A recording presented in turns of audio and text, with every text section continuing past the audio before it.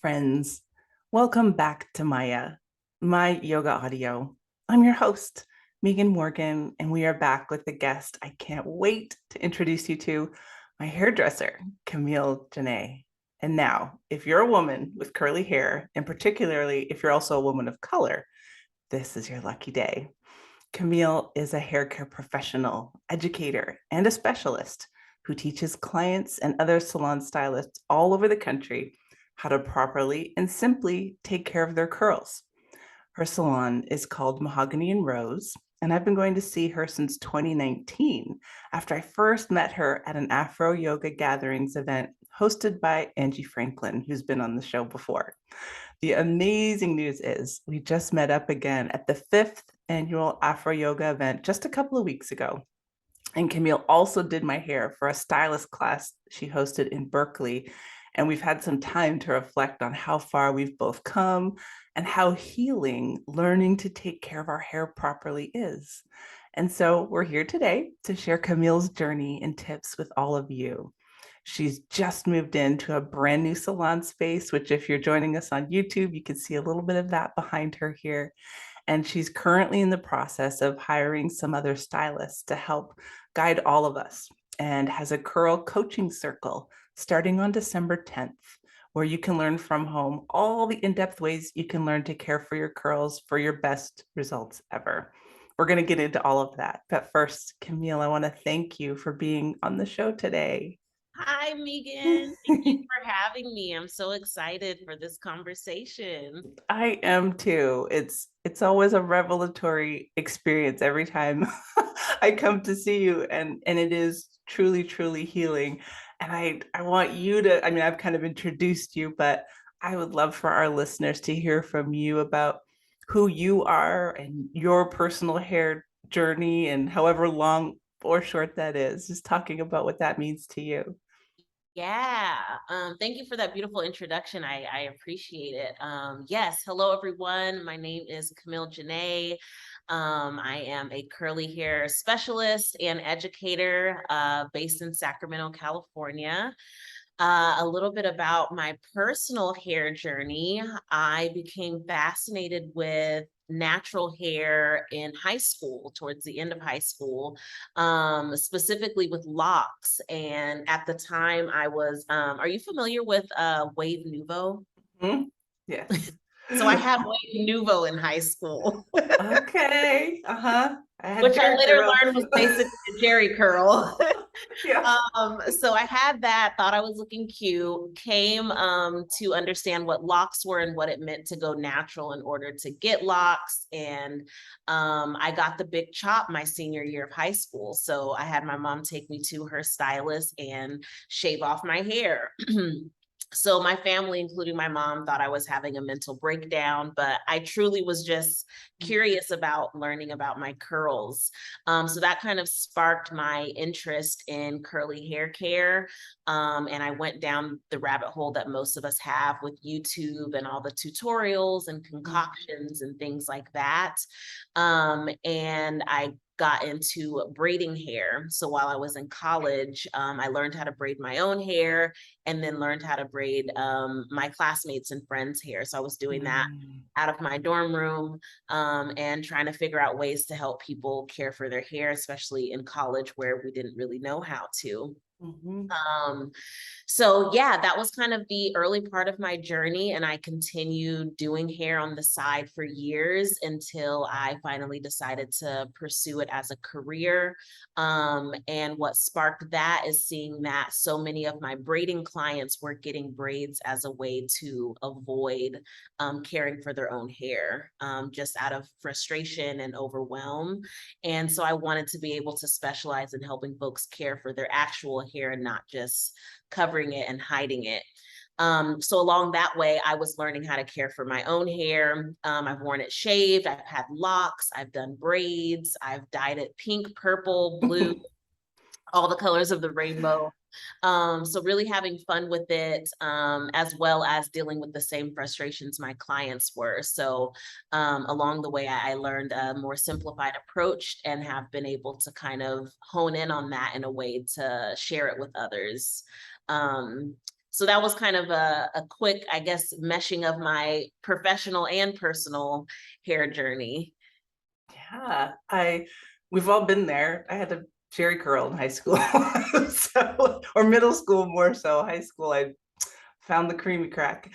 So we've definitely been through the gamut of hair experiences, and it's interesting because we're, I think, at least a decade apart in age. I think I'm about 10 or 12 years older than you are, but it was in college too that I got into braiding. I still, Esther, thank God for her. She was from Ghana, and she, same thing. She was like the you at my college. She did everybody's hair and go and Yeah, spend a Sunday with her. And yeah, you're right. And it was really more of just like, I can't deal with this. So like put it in braids and it looks great. You know, that was like the style right. at the time.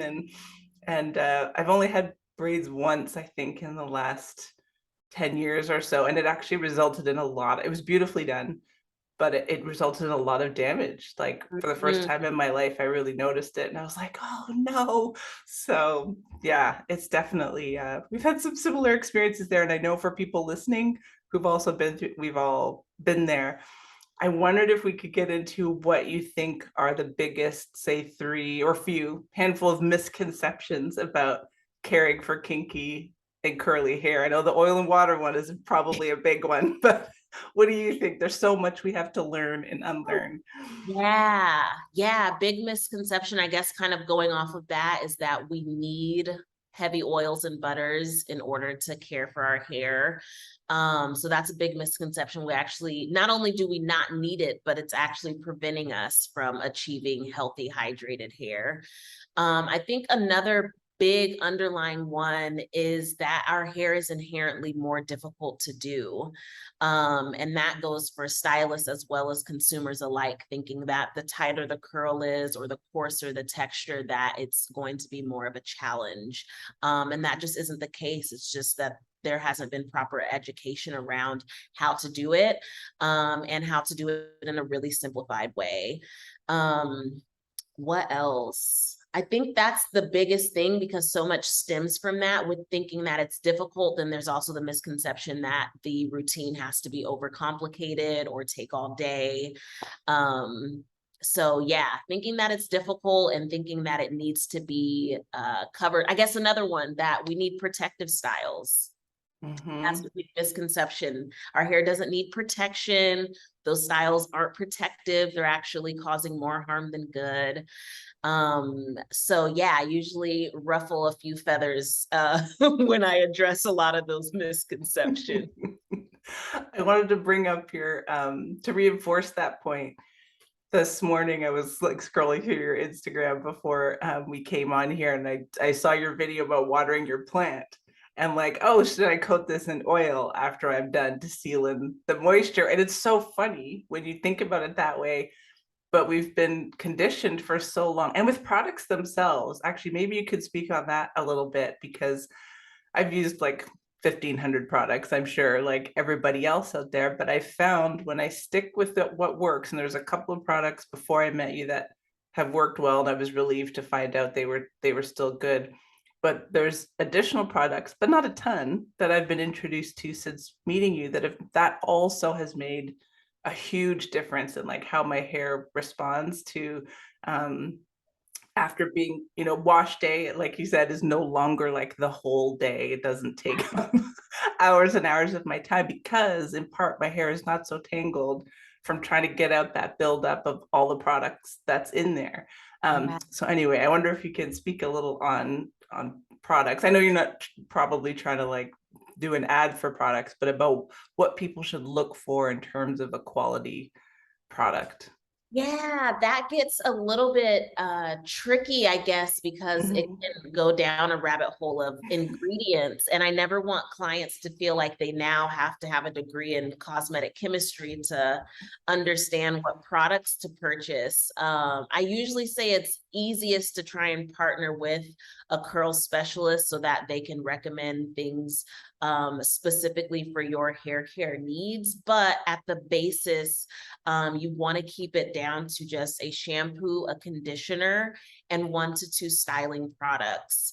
And trying to kind of avoid buzzwords like minimizing frizz or products saying that it's going to make the hair shiny. Things like that can be very gimmicky. And a lot of times they're putting that on products because they know that that's enticing us, not necessarily because it's what the product is delivering. So in that sense, you do want to become discerning in terms of what language is authentic versus what is more so a marketing tactic.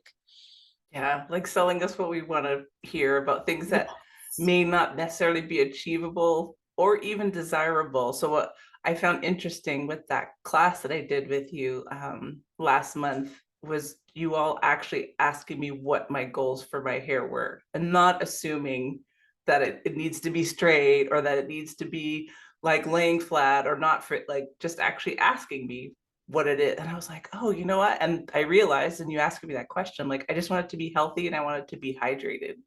And like, we can cut off as much as we need to. I know not everybody feels that way. Um, but yeah, just phrasing it in that way that it's okay to think about what you want rather than what marketing has been telling you you should want. That's No. huge. Yeah, Yeah. absolutely. And sometimes we don't even realize that what we think we want is a part of the conditioning of what the companies have told us. So yeah, taking time to slow down, like, what is it that I really want or what I thought I wanted? Why did I want that? Even something as simple as shine, understanding that for some of us, our hair texture isn't going to appear shiny, and that doesn't mean Mhm. it's less healthy. Yeah. Yeah. When it first comes out, it's interesting. When I first do it now, when I first wash it and I come out and I look in the mirror and I'm like, it is actually shiny and a deeper color, right? Because it's moisturized and it has all that water and good product in it. And it's amazing the difference, right? When you can see when your hair is hydrated and when it's not, and then that it feels healthier going forward. So I appreciated that distinction. And just in general, I wanted to ask you about working with, how did it morph into you working as a teacher with other stylists? Because even for me to just witness that as a client, it was very healing to like see those 8 or 10 other people who were in the room who were like, I want to learn about curly hair. I want to Mhm. know how to take care of it. And they were asking really good questions. And even though it wasn't like, I mean, I was just there to be the head, but everybody, treated me like a human and it was very considerate. And I thought, well, this is a wave of change. Like me growing up as a kid and my grandmother like dragging me around to all different salons to figure out how to tame my hair. That was the whole thing, was just deal with it and tame it. And so to actually want to care for it is a whole different thing. So how did that morph from you being a stylist and then doing this great job with your clients, and now you're like going all over the country, all over California? Like, it's amazing. So tell us about that. Thank you. Yeah, a couple things. First, you were not just ahead. Yeah. I do intentionally take live models because I want Mhm. stylists to understand there's a story connected to the hair that we're doing and how much of a difference that makes, even asking you what your goals are versus us just mindlessly styling a doll head, that people's goals are different or Mhm. past experiences they're bringing into the salon are going to affect the way the appointment goes or the way that you build that trust and rapport. So you were more than ahead. So I appreciate appreciate you, and I'm glad that you felt them treating you as such, as a human that you are. Mhm. So actually my start with educating stylists, I started educating stylists while I was still in beauty school. Yeah, so before I got into hair, I've always loved teaching. I used to tutor middle school and elementary school students. I thought that I actually wanted to go into education. So technically I am in education, just in the hair realm. So I got a job working for a curly hair brand while I was still in beauty school to go around Northern California teaching other stylists about their products. They just didn't know I was still in beauty school. So that part, Okay. that part I didn't mention, but you go in with enough confidence. I had the knowledge from what the brand taught me, and I was basically walking them through the process of cleansing, conditioning, and styling with their line. So that was how I got my start. And then it was maybe a year or so after that that I transitioned into educating independently of any brands. That way I could speak to the wide variety of products I was using and how to kind of choose different ones based on what clients need.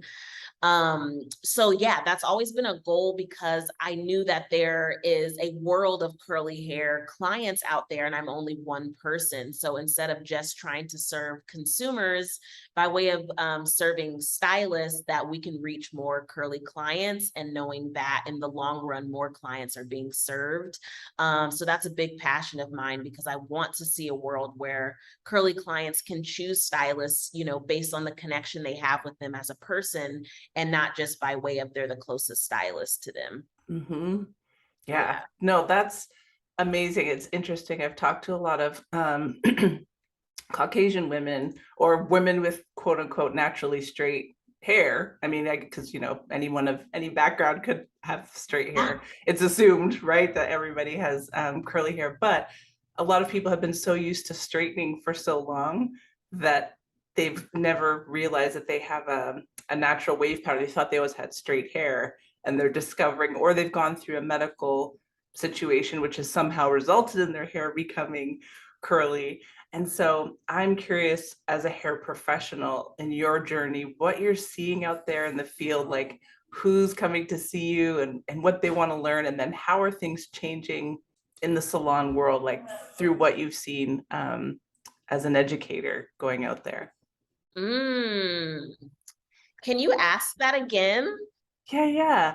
Um, More of how you're seeing the landscape change as who's a client for you, what the stylists are looking for in terms of learning, just like how the landscape has changed. Because I feel like my experience with you, Frida's growling at the door, everybody. So just enjoy that part. She wants to come in and be part of the conversation.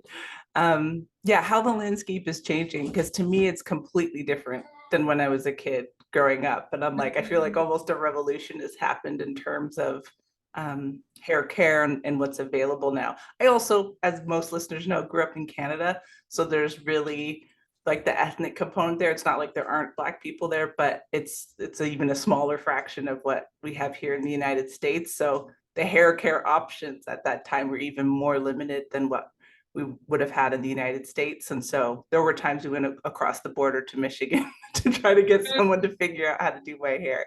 So yeah, just in the course of your lifetime and in your journey as a hair professional, how things have shifted. Yeah, I think the biggest thing just that there is more of an option for folks who want to come into the salon curly and leave curly, that has become more prevalent in terms of them being able to find a stylist that supports that. Um, Mm-hmm. and it's slow getting there, but as a Mm-hmm. result, I think of more clients pushing for that, then it is also creating a shift in stylists offering services that cater to that. I think the biggest thing I've seen as a result of that shift that I think is, let me not say the biggest thing, one of the biggest things that's Mm-hmm. really beautiful is younger clients. So I serve as young as 13 years old. And it's just so exciting to have clients who are teenagers who have never had a relaxer, haven't really had it straightened, and they're coming in for regular curly cuts. I had one client, I started serving her at 13, and I served her all the way up until right before she left for college and did her curly cut before she Oh. flew out to college. And that's just so touching that now she's empowered to care for her hair and not go through the struggles we went through of, you know, trying to find a braider or figuring out how to wear it. So I think shifts like that are opening the eyes, I think, too, of salon professionals to expand the services they're offering. Also, too, to see that it's not just Black women or even just women of color with curly hair, that the clientele I have Mm-hmm. is widely diverse. And so, to your point, too, of folks thinking they naturally had straight hair, that they sometimes learn that it's actually wavy or have some type of curl to it. And having that education kind of helps people discover that. Yeah. I wonder if, do you sometimes feel a little bit like I mean, people talk about this all the time, like in barbershops and hair salons, like you're a bit of a therapist because there is some real trauma that people can go through with what their experiences have been. Um, how does that come up or get addressed through what you do? Because I kind of feel like with every client in some way, or maybe it's just me, I don't know, but it feels like a therapy session every time I come in. Yeah, no, it's not just you. I do fight against taking on the term of therapist. I do not have the clinical training to do that, but you are right that there is a level of holding space for a lot of sometimes trauma, negative experiences. And I find that that tends to be the biggest hurdle. Once people get through that mental hurdle of things that they're unlearning or negative experiences or even negative self-talk, that the actual technical skills they're learning are really easy. So yeah, it takes a lot of intention and mindfulness to hold space for those things. And a lot of times the way that I do it is kind of reflecting back what folks are sharing, and even trying to challenge and encourage like more positive self-talk or questioning things that we've kind of mindlessly taken on as practices that haven't been serving us, but maybe we're not aware that they're not serving us because it's just something we've always done. So yeah, really kind of slowly walking folks through that, and recognizing that sometimes those things don't get solved in one session, that I'm just really more so planting seeds and asking questions. And a lot of times over time, then folks are like, okay, now I kind of see where you're coming from, or I'm understanding that benefit now. So understanding that it is a process. Yeah, there's something that I was thinking of when I was in your chair the last time, and even just doing my own hair since then, now that it's easier, it's kind of like an approach. A lot of women, I think about their hair as like with working out, no pain, no gain. And there's videos on the internet that are like so upsetting about, first time little girl gets a relaxer and how much that hurts. And I was kind of thinking about how when we reverse that trend. So like when I sit in your chair and you come, like I came in that before picture, I was like, I couldn't believe it when I saw it afterwards because my hair was just like all over the place. And then to leave with it completely done, moisturized in the way I love it to look. And there was not one incident of pain at all, Mm. not in the detangling, not in the washing. The other thing too, a misconception I think is out there is about the washing of the hair. Like we had to detox my hair because there was like such a product buildup. Even though I wash my hair every week, it was the products that I was using that were leaving a residue on there. Also, it was interesting to hear you all talk about the hard water, which could be building Mm. up on my hair. And so once you washed it like 3 or 4 times, whatever it was, and in my mind, I was like, oh my God, I've never washed my hair this many times. It's going to be so dry. But no, it ended up just like bringing my hair to that point, like I said, where when I left, it was shiny, it was detangled.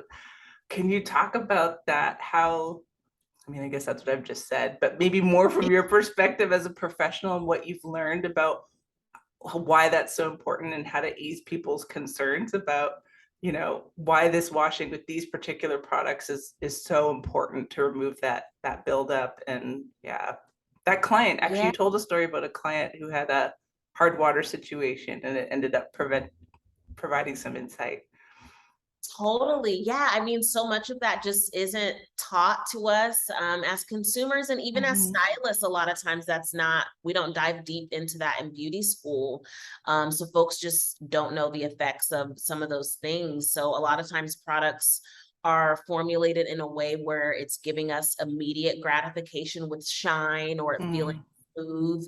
But as a result, it's also coating the hair and making it difficult for water to get into the hair.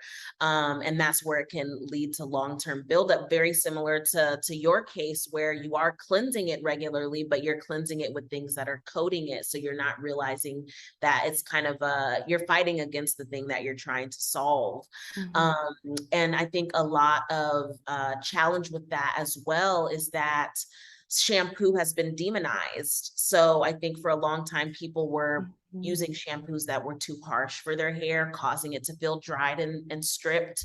And so instead of switching to an alternative shampoo, the curly hair world said, all shampoo is bad. Let's just use conditioner, or let's just use overly moisturizing shampoo that's kind of sitting on top of the hair. So yeah, it can be a process for folks to understand how even though their hair is technically clean, it is stained by product buildup that is making it difficult for hydration to be achieved. So yeah, using cleansers that are going to help remove that, and then knowing that we're following up with a conditioner that's helping to carry that water back into the hair to get it hydrated. Yeah, so I think a big aspect of that is sometimes knowing that it's a long-term process. So even after that 3 or 4 times we cleansed your hair, that since then you've been slowly removing the buildup as well with switching to a different shampoo. Mm-hmm. I know every time I wash my hair, I'm like, it's gonna get hard again. And, and it doesn't. So I'm telling you, you guys got to get on her appointment book or on her wait list to take her courses, because it will change your life. It has totally changed mine. And so I want to reinforce that. This is not just somebody, you guys know, everybody I have on the show is 99% of the time someone I know personally. Actually, it's always somebody that I know personally. I've never had a complete stranger on the show, but 99% of the time I also know them in real life. Like sometimes it's a virtual friendship, but for the most part, yeah, Camille is as real as it gets. Um, I wanted to, so when we met, I wanted to talk in terms of hair care, but also just your life in general, because when I first met you through the Afro Yoga gatherings, and we were talking about how we create self-care practices and what we do. And when you had spoken up about like, so I'm in a salon, I see like one person after the other, and like, how do I clear my space? And, all those I mean, that was years ago, and I know you've evolved since then, but I'm curious, what are some of your non-negotiable self-care practices, how you stay grounded, so that you're able to do your best work? Yeah, it's funny you say non-negotiables because even if the non-negotiables, I still fall off. But that is so important to, and it's a question also that I ask clients.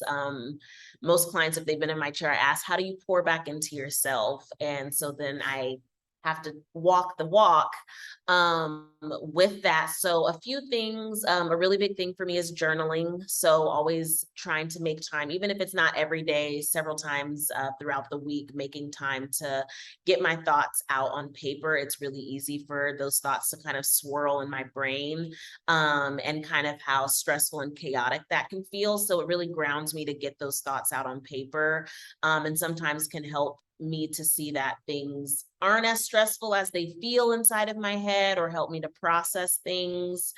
So that's huge. Movement in some type of way, whether it's stretching or yoga. I've recently fallen off, but working out, weight training has been really huge for me, in the sense that with me being on my feet and using my shoulders and back a lot, kind of reinforcing that strength training has helped with my posture and experiencing less pain with how much I'm using my body. So that's huge. And then staying connected with my community. So that's been something I've really been actively working on probably the past 2 years, of just checking in with friends and loved ones, whether it's through phone calls, texts, or being able to hang out in any small or large way. That's been huge, with just kind of disconnecting from work and not just staying so much in my head or in my bubble, which can be really easy. Mhm. So being able to stay connected with people that kind of make me feel uplifted and filled has been huge. Yeah. No, I love all of that. It's important. I feel like in the industry that you're in, I have a lot of people in my family who work in the dental field and in the medical field, but there's so much of that repetitive movement, right? Like you're bent over, you're doing specific hand movements, and it can be very physically taxing to keep doing those repetitive movements. As much as you love how you're educating the client and creating these beautiful styles and shapes, it can be hard on you. I'm also wondering, as a small business owner, um, working with the public, the internet, social media, like what are your kind of what are your challenges? How do you navigate that whole world of like you've got your practice and the thing you actually do, but then you're traveling to teach, you've got clients coming to you, but then you're like regularly posting all this. Do you have staff like to help you do that? Or are you the one woman show? Are you doing it all yourself? So I'm not entirely a one woman show. All of Mm-hmm. the social media and education is all me. I do have an amazing administrative assistant, Wanda, who actually started off as a client when I used to braid hair out of my apartment. And we stayed connected, and she has a background in administration. So she helps me with my emails, which is like the thing that is very difficult for me to stay on top of. So that really helps in terms of filtering, sifting through, and also responding to people on my behalf. But social media, my digital education, stylist education, all of that, I am I am doing myself. So it is it's never a boring day, that's for sure. That's for sure. I think when it comes to social media, a big thing is just for me, always trying to stay connected with people who are positive, and building real life friendships. So I've actually made a lot of friends through social media. So doing that has been huge. And then when it comes to any sort of negative aspects of social media, just having to remember people don't know me in real life.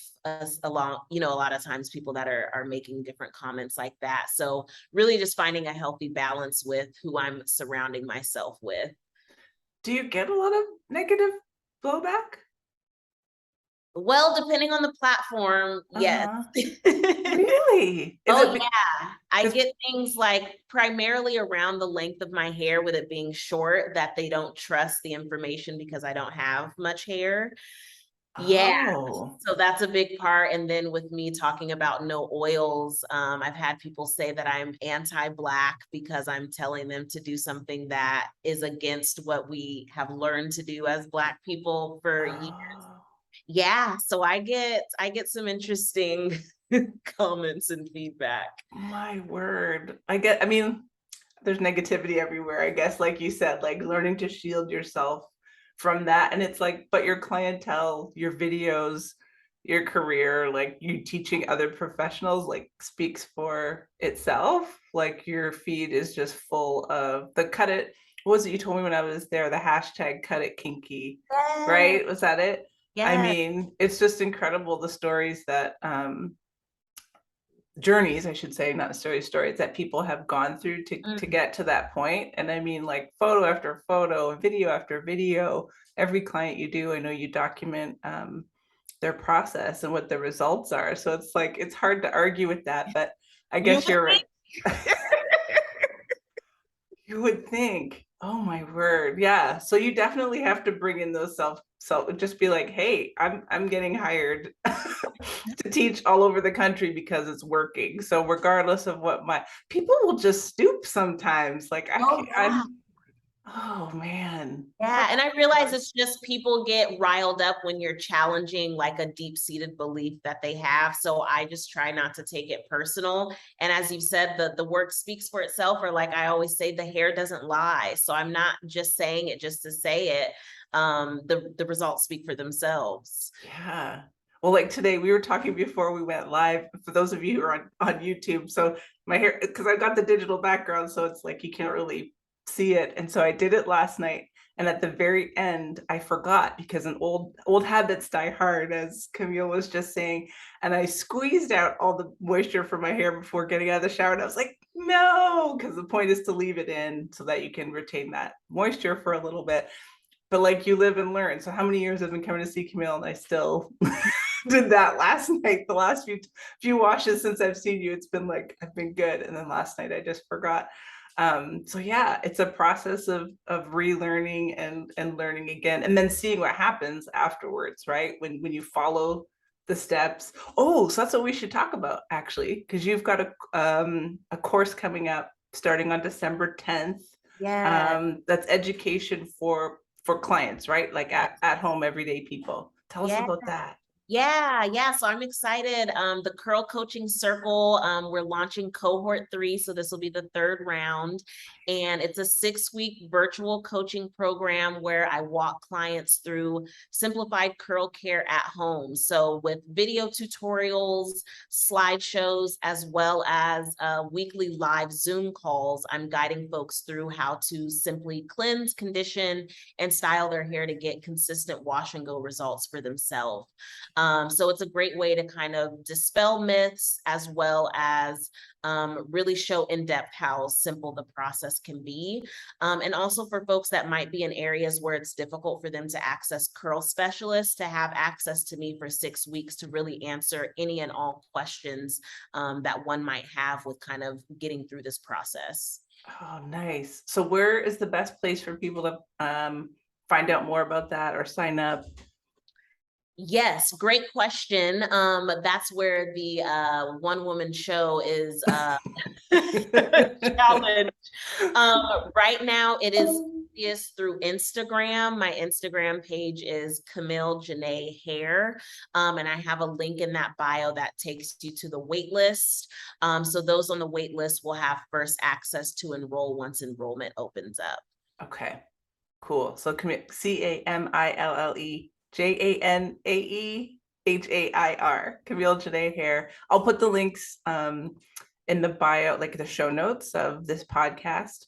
And also when we're posting on the my.yoga.audio Instagram, I'll provide links to Camille's page so you can find that and sign up there and follow her. I mean, even just to look at the inspiration that's on her page, but I encourage you to sign up for the coaching course too, especially if you're at a distance, because that, or also to get appointments. Is that the same place people should go to if they're local or are willing to make the trip to Sacramento to sign Yeah. up? Yeah, if they're wanting an in-person appointment, information about that can be on the salon's website, which is mahoganyandrose.com. Okay, Yes. that's right.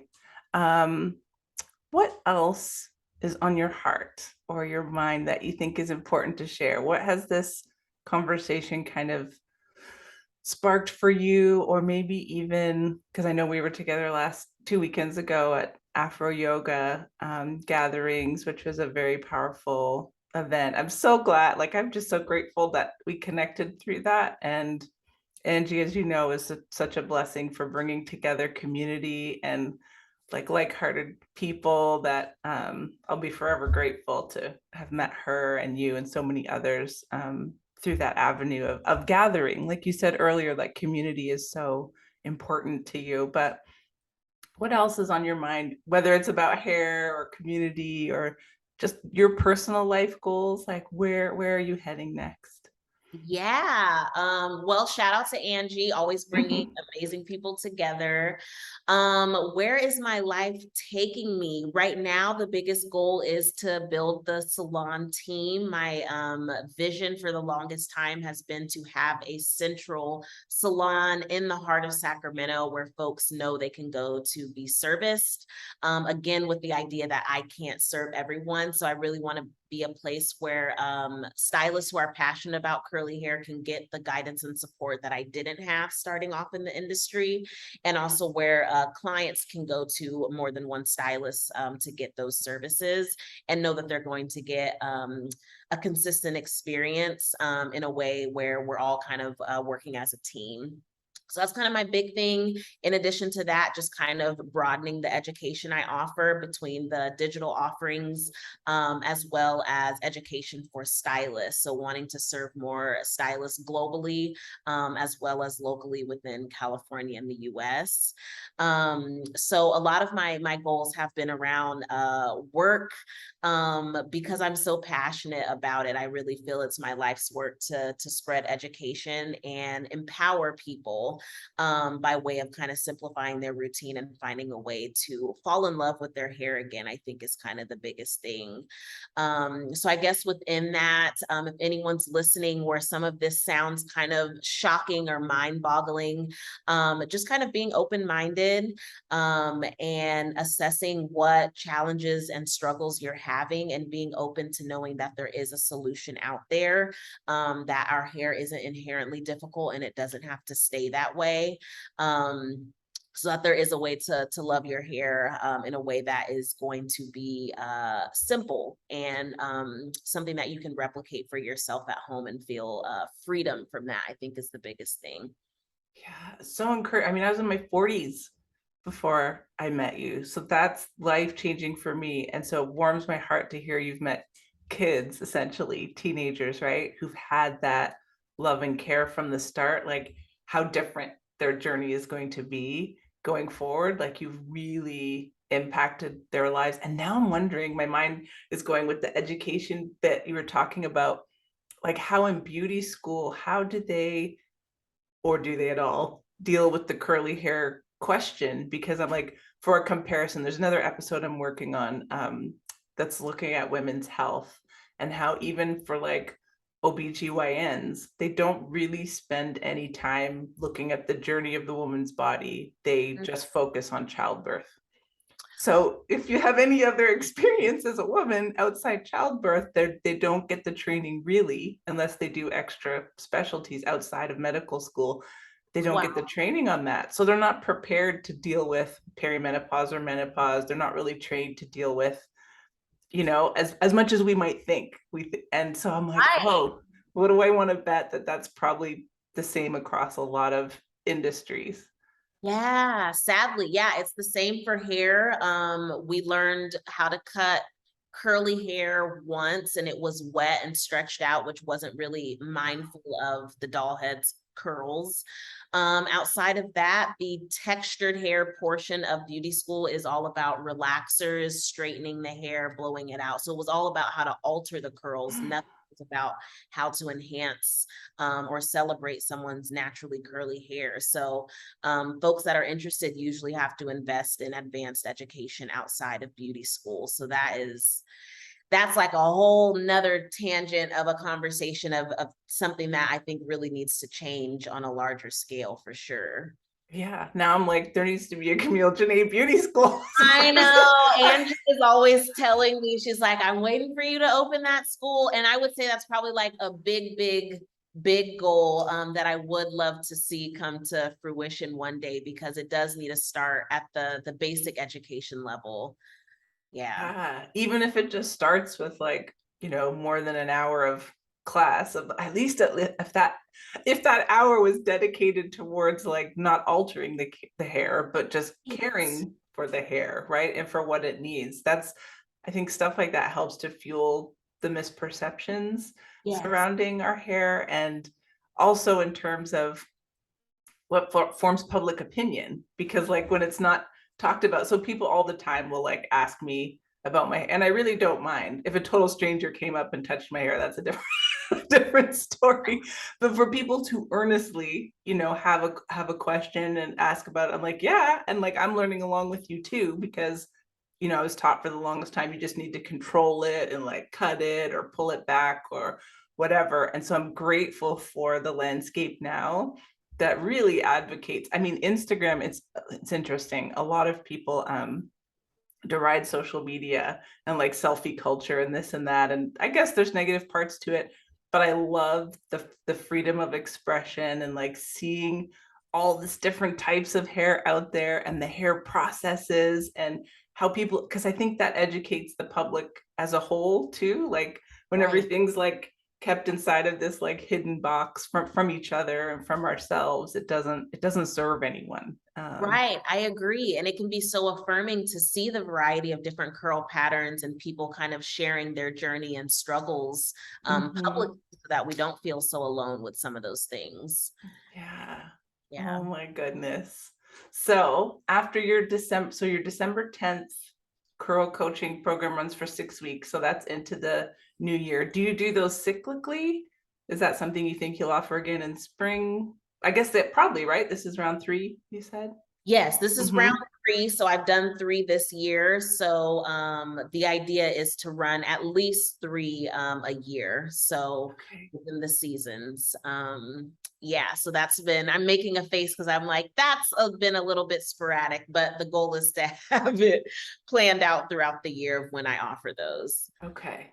And then what about for stylists? I don't know if you have any other ones upcoming, because there's at least a couple of other stylists that I know that may be listening in, and who knows where the podcast reaches. Do you have any upcoming courses you'll be teaching at salons? I don't have any set up just yet. I do have an Mm-hmm. email list for stylists though, and that link is in my bio on the Instagram page. But at the start of the new year, I do plan to host my first in-person class at the new salon space now that there's a lot more room. So that is in the works of offering a curly cutting class for stylists. And then later in 2023, I'll be launching a digital education course for stylists. That Oh, way kind of reach stylists who are not local.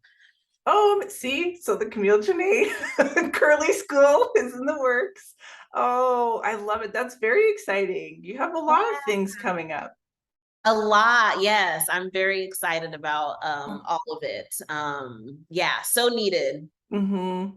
And Yeah. well, and for everybody, this explains why you release your appointments for the month ahead, like 2 weeks before that month, right? Because I subscribe to Camille's newsletter. So when she sends out the newsletter, she lets you know when the appointment blocks are opening up, and you got to get on it quick because they will fill up because she's a busy lady.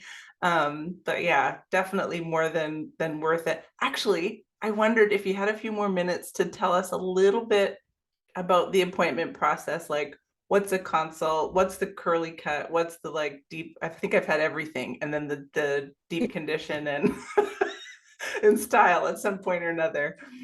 Yeah.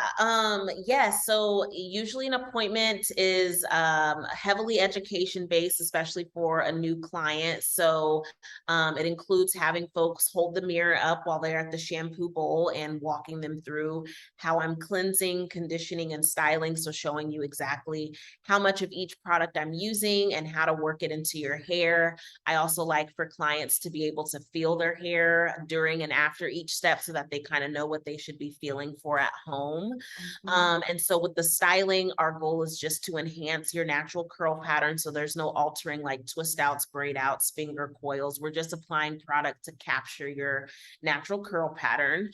From there, we'll get you fully dry, and then we discuss a game plan around your cut. So going through inspiration photos as well as just showing you your hair and kind of talking you through what needs to be cut for the health of it and kind of the directions we can go in terms of shapes and what you're feeling comfortable with. And so the hair is cut dry in its curly state so that we can account for the different curl patterns and creating a custom shape that you feel confident wearing out. And then from there, we just kind of recap all of the steps so that you're feeling confident about replicating that process at home and going over what products are needed to kind of carry you through in between the salon visits. So that's kind of what someone can expect from a typical curly cut service. Nice. Yeah, she's very thorough. Actually, that was probably one of my favorite parts of, or is one of my favorite parts of an appointment with you, is going through each step and being like, oh, this is what it should feel like after you've put the gel in, and like how much water, people. What was it? Yes. It's 50%, approximately 50% water, 50% product. The mistake a lot of us make is just putting on more product, hoping it's going to solve whatever issue we think we have. And sometimes that makes the problem a lot worse. So that was a huge learning curve for me. And I think for a lot of us, where that comes from, like, well, if I just put more oil or more butter, if I just soften it some more, it will be easier. And yeah, it's the complete opposite of, of I what you know. think. Yeah. Yeah. It's, So I can't recommend it enough, you guys. It's worth the wait. It's worth the input. And it's, I mean, you're not there for an hour. You're there for a few yeah, hours. minimum 2.5 hours, depending on your hair, anywhere between 2.5 to 3 hours. Mhm. Yeah, so Yeah. very in depth. Yeah, it's quality time with Camille and with yourself, and really learning as you go along. This is not someone who just like takes your hair and does it and then you leave and you have no idea how to get it like that again. Right, right. That's the biggest thing I want to avoid, especially because I'm only advising clients to come in every 3 to 4 months or so. So I really want folks to feel empowered to care for it in between those salon visits. The salon shouldn't be the only time that you're feeling beautiful. Yeah. It's the Yeah. special time because, the specialist always knows how to make it extra nice. But yeah, I was pleasantly surprised that I could like mostly, I feel like it was like 90% of what you had done, but I was missing one of the products. That's why now I have the other Ah, product. Yeah, that Uncle Funky's daughter stuff. It smells great and it does a wonderful job on my hair, at least. yeah. Yes, I love it. And actually, for those of you, I know some people follow me on my personal Instagram, which is Loving This Life. I did a reel of that experience with Camille and in the salon in Berkeley.